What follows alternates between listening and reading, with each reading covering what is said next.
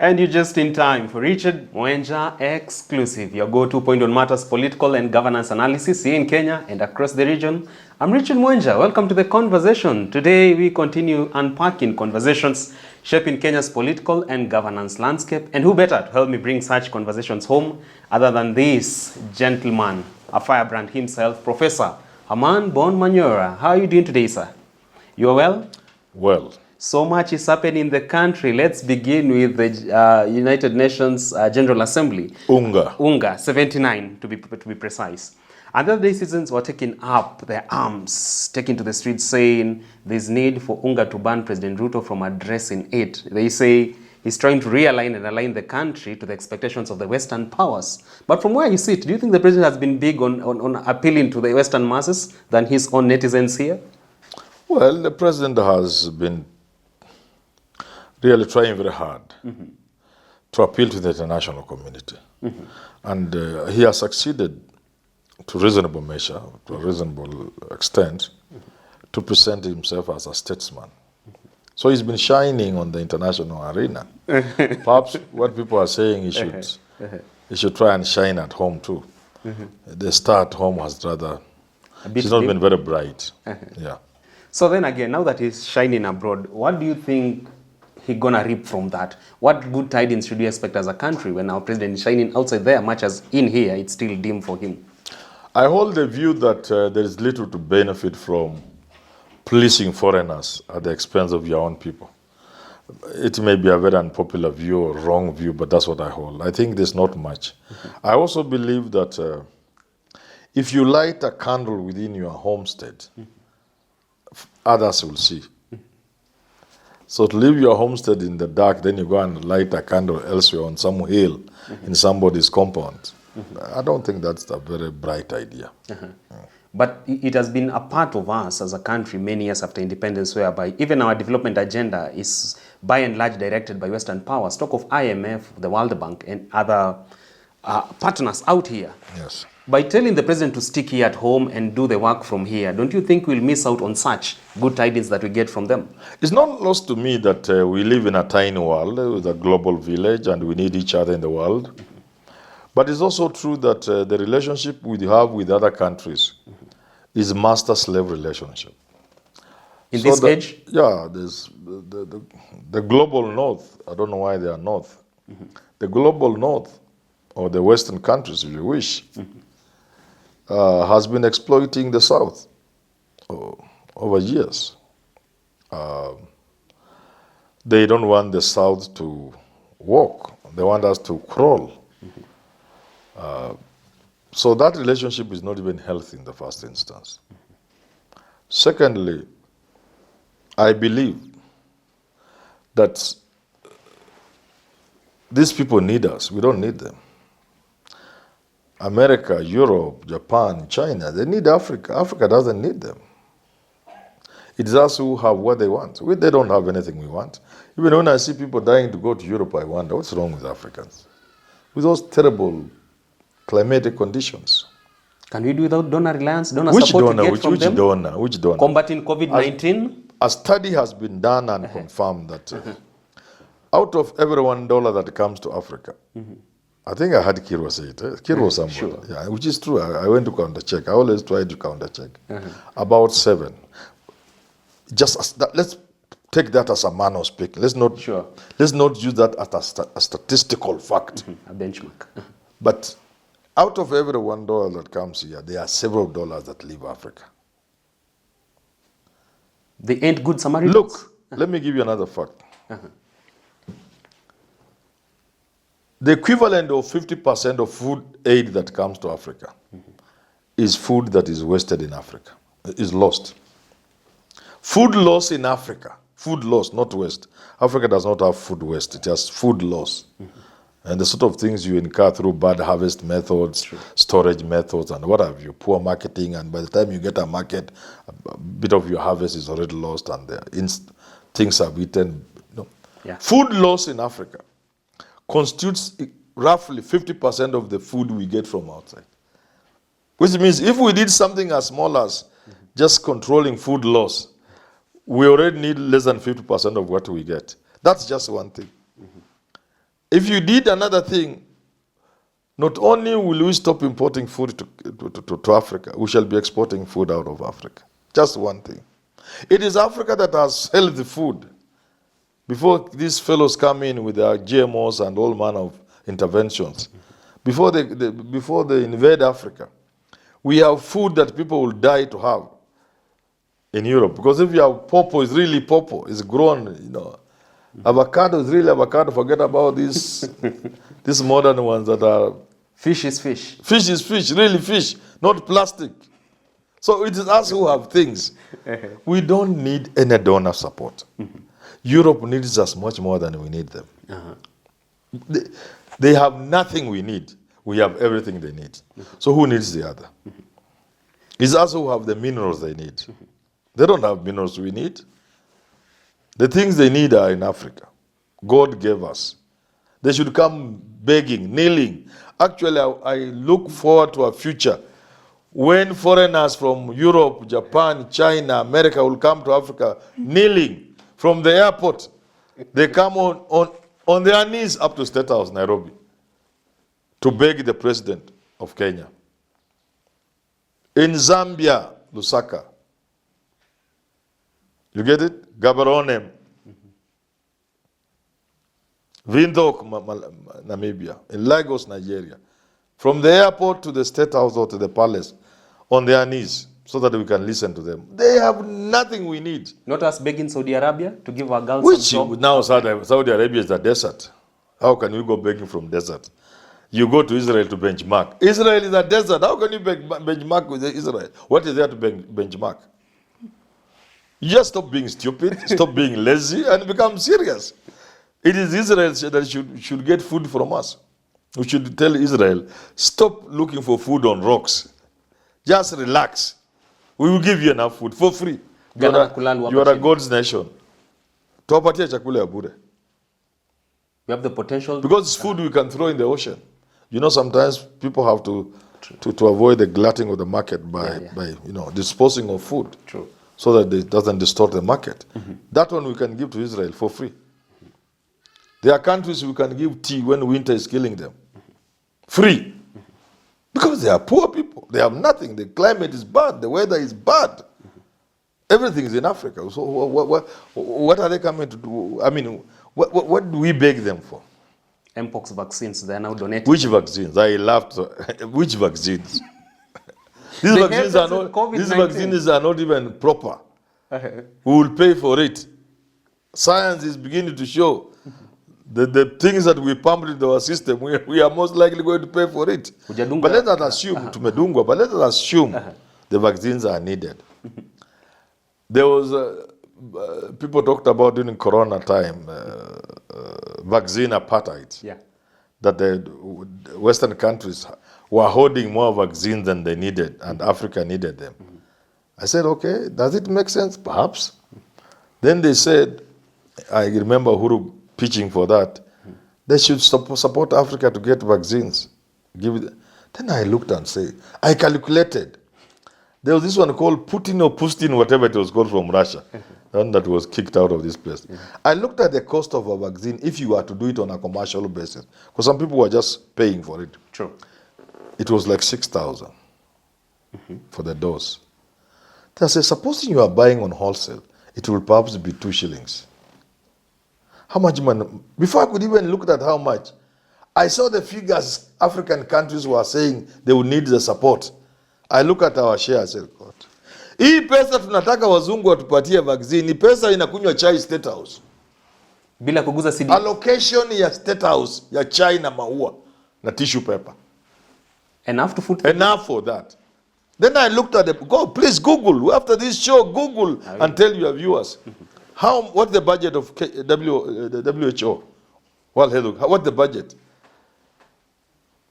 The budget of WHO is more money than our ministers squander in any calendar year, financial year.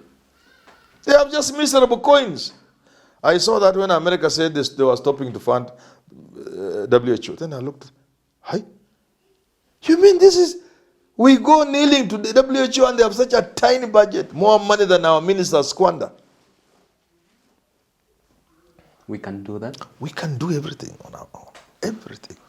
And now to walk. But because the world is interrelated, there are things we shall do together with others. But as equal partners, where there's equality and equity, where is mutual respect, where we are not receiving aid, but we are in partnerships, where we are doing business and not begging, each with their comparative advantage, according to the basic economics you learned. Yeah, true. That's the way to go, not to beg. A beggar can never get off begging. If you depend on people, you will never get off that. Insustainable? It is not sustainable. It robs you of the dignity of being a human being. If every year you go begging outside, I grew up knowing that no homestead without a food store, a barn, is worth talking about. No man can go outside, and claim to be a man if the family doesn't have sufficient food to eat. So Africa is carrying shame through this so-called donor thing, because you are just continuously begging and your people are dying, eating wild roots, others even eating dogs. And then you say you are African president. You are just shenzi people. You mean outside there they could be laughing at our president? Everybody's laughing at them. But they can't tell him. The reason why they can't tell them that they are stupid people is the benefit from them. If the West was not exploiting Africa, this African president would not go in London. They will be chased. They will be called names. Watatupia mayai yaliyooza. So people just tolerate them because they exploit Africa. But they can't. When you live as an African leader, they look at you in your suit, they just shake their head. So with a delegation of ministers and all that. First of all, they look at the delegation. There's something was shown on social media. There's a Kenyan delegation meeting another country's delegation. So you know the way they sit on that long table. True. The president there, another president there. With the other side, everybody had a notebook. And ours were just there. Maybe because they are intelligent. Ours were just there. Which intelligent? These fools cannot be intelligent. You are misusing English. They were just there. Even our ambassadors, our diplomats. What do our diplomats do? They do absolutely nothing, just drinking the whole day. Look at the labor expo. They start drinking after breakfast. Or instead of breakfast. There's nothing they do. Labor migration industry. Nothing. Look. Alfred Mutua has committed to sending 10,000 Kenyans every week. Look at the slavery in the Middle East. It's nonsense. There's nothing. Yet, if we organize ourselves, in 2 years' time, Kenya can export so much dignified labor that we will begin to say, no, we cannot send Kenyans outside because we are going to have no labor here. There are countries that require the skills which Kenyans have. But you need to calibrate that. You need to match what they can do here and what is required elsewhere, the kind of training they receive, the language interface and all those kind of things, and prepare them for foreign market as skilled workers. Not slaves. We are taking slaves to foreign countries. We don't know that. Dignified labor. For example, a very good example are the nurses. Our nurses are sought after. In the UK, you know that, eh? Sure. And the US, because they are well-trained nurses. But people think that's all. If we had a minister in charge of labor, we have never had one. But even if there was one, the state house would have to make you work. Allow you to work. We cannot even have one nurse working for Kenyans. Hakuna daktari kwa barabara mgomo? Mimi nakwambia hakuna nurse hata mmoja atakuwa kwa inchi. We will have a terrible shortage. From KMTC to London, straight. The people need nurses across the world. But all our leaders can see is slavery in Saudi Arabia. And yet, we would have a problem allowing a nurse out of this country.